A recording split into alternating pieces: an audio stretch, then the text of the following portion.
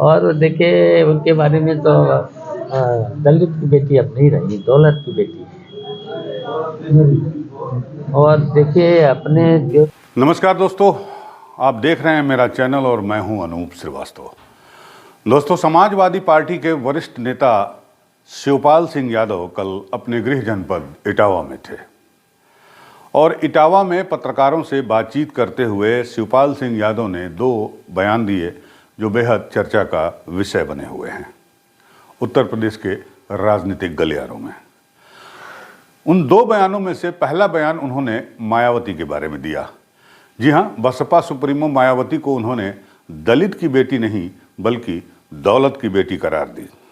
उन मायावती को जिनके बारे में 2 दिन पहले उनके भतीजे और समाजवादी पार्टी के राष्ट्रीय अध्यक्ष अखिलेश यादव ने कहा था कि समाजवादी पार्टी मायावती को प्रधानमंत्री पद पर देखना चाहती है या प्रधानमंत्री पद का ऑफर उन्हें देना चाहती थी जब उनका गठबंधन हुआ था 2019 के लोकसभा चुनाव के दौरान।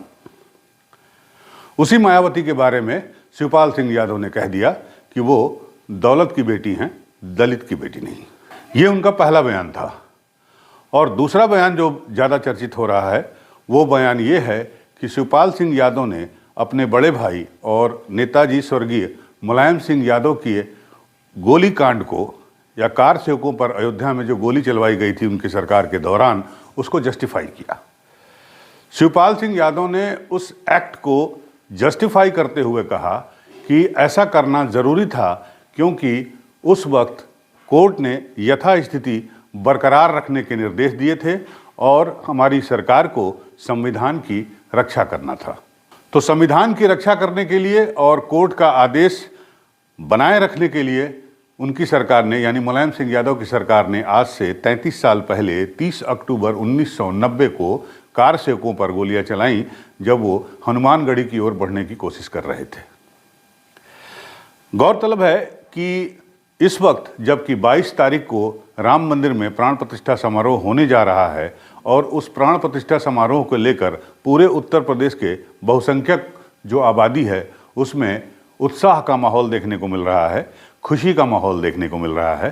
तो ऐसी हालत में या इन परिस्थितियों में या इस माहौल में समाजवादी पार्टी के 2 वरिष्ठ नेता, जी हाँ, आपके इसके पहले मैं आपको बता दूं कि 10 जनवरी को स्वामी प्रसाद मौर्य ने भी मुलायम सिंह यादव के उस निर्णय को जस्टिफाई किया था और कहा था कि जो कारसेवक वहां आए थे वो अराजक हो गए थे, उन्हें अराजक तत्व करार दिया था।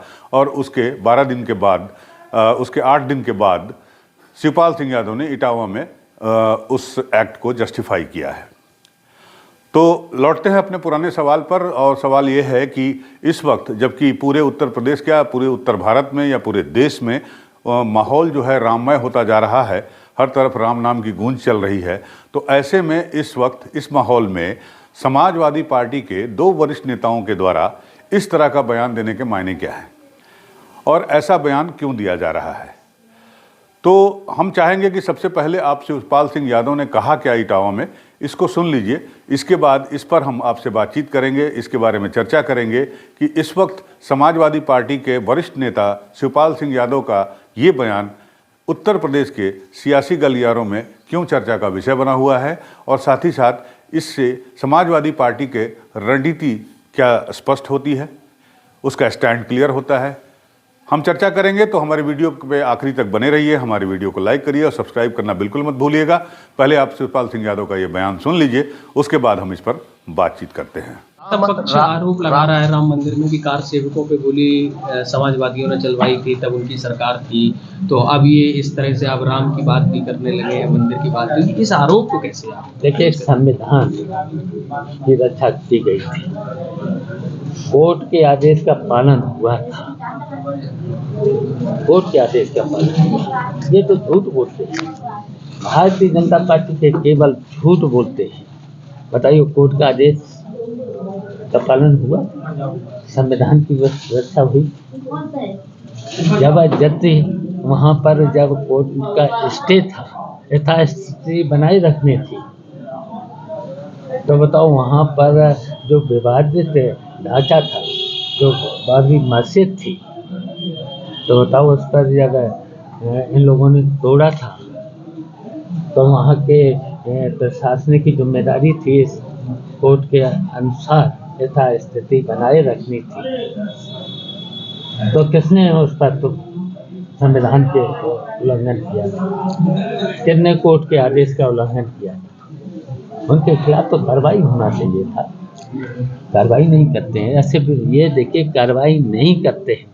और यहाँ बताइए, पूरी की संस्थाएं, जितनी मुनाफे की संस्थाएं थी, सब पर कब्जा है। तो सुना आपने शिवपाल सिंह यादव ने क्या कहा। और ठंड के इस माहौल में शिवपाल सिंह यादव के इस बयान के बाद जो है वो गर्मी भी बढ़ गई है, सियासी गर्मी बढ़ गई है उत्तर प्रदेश में। अब जबकि मात्र 3 दिन बचे हैं प्राण प्रतिष्ठा समारोह के, अयोध्या में होने वाले प्राण प्रतिष्ठा समारोह को लेकर, निश्चित रूप से शिवपाल सिंह के इस बयान पर बीजेपी हमलावर होगी। बीजेपी ऐसा कोई भी मौका नहीं चुकेगी जिसमें राम के नाम को लेकर या अयोध्या को लेकर या राम मंदिर को लेकर ऐसी कोई बात कही गई हो जो हिंदू भावनाओं को आहत पहुंचाने वाली हो, या उन्हें तकलीफ देने वाली हो, या उन्हें बुरा लगने वाली हो। तो निश्चित रूप से भारतीय जनता पार्टी जो है हमलावर होगी।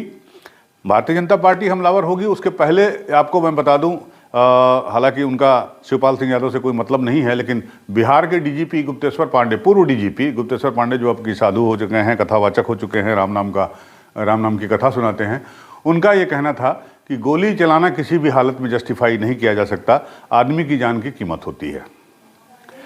बहरहाल वापस लौटे हैं उत्तर प्रदेश पे बिहार से, और इसके बारे में मैं आपको बता दूं कि तत्कालीन मुख्यमंत्री मुलायम सिंह यादव जी ने इस घटना के तकरीबन आई थिंक 19 या 20 साल के बाद 2012-13 में उन्होंने इस पर अफसोस जाहिर किया था, लेकिन उन्होंने भी उसको जस्टिफाई करते हुए कहा था कि उनकी सरकार के सामने गोली चलाने के अलावा और कोई चारा नहीं था, क्योंकि कारसेवक जो है वो उग्र हो रहे थे और हमारी फोर्स के सामने इसके अलावा कोई चारा बचा नहीं था। अगर हम ऐसा नहीं करते तो न जाने क्या हो जाता, कह के उन्होंने इस अपने एक्ट को जस्टिफाई किया था मुलायम सिंह यादव जी ने। उसके बाद फिर जो ये मामला 2023 में शिवपाल सिंह यादव ने उठाया और उसको जस्टिफाई किया है। तो शिवपाल सिंह यादव के इस स्टेटमेंट को लेकर समाजवादी पार्टी में दो फाड़ हो गई है।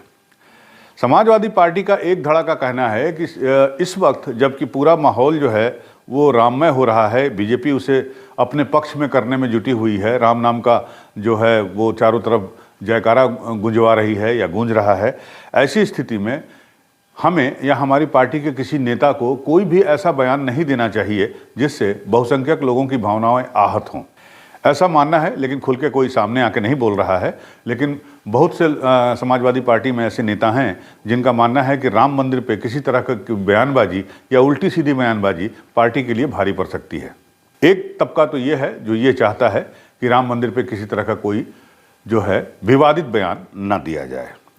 दूसरा तबका ये है जो ये कहता है कि नहीं, 1990 के बाद, इस एक्ट के बाद, मुलायम सिंह यादव की सरकार के गोली चलवाने के बाद और जिस तरह से इसके बाद राम भक्तों ने या बीजेपी ने मुलायम सिंह यादव को मुल्ला मुलायम की उपाधि दी थी, यानी मुलायम सिंह ने जो उत्तर प्रदेश का अल्पसंख्यक वोट है या मुस्लिम वोट है उसको अपने पक्ष में कर लिया था, और ये माना जाने लगा था कि समाजवादी पार्टी जो है वो उसका वोट बैंक यादव के साथ साथ अब मुस्लिम भी हो गया है, और मुस्लिम लगातार वोट बैंक बना भी रहा समाजवादी पार्टी का। और अभी भी ये माना जाता है कि उत्तर प्रदेश में 12 से लेकर जो 14% मुस्लिम हैं उसमें से ज़्यादातर जो है वो तकरीबन 60 से 70% मुस्लिम जो है वो समाजवादी पार्टी को ही वोट करता है। तो उस वोट बैंक को इंटैक्ट रखने के लिए, उस वोट बैंक को बचाए रखने के लिए समाजवादी पार्टी का एक धड़ा ये मानता है कि नहीं, हमें अपने स्टैंड पर बने रहना चाहिए। लिहाजा इसको लेकर, इस गोलीकांड को लेकर जो बयान शिवपाल सिंह यादव ने दिया है वो सही है।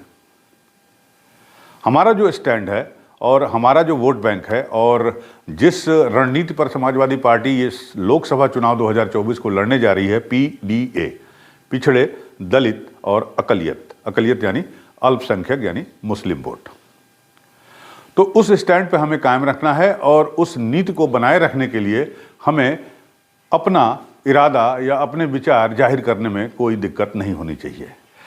लेकिन व्यक्तिगत रूप से मैं ये मानता हूँ कि बिल्कुल राम मंदिर का मसला एक धार्मिक मसला है।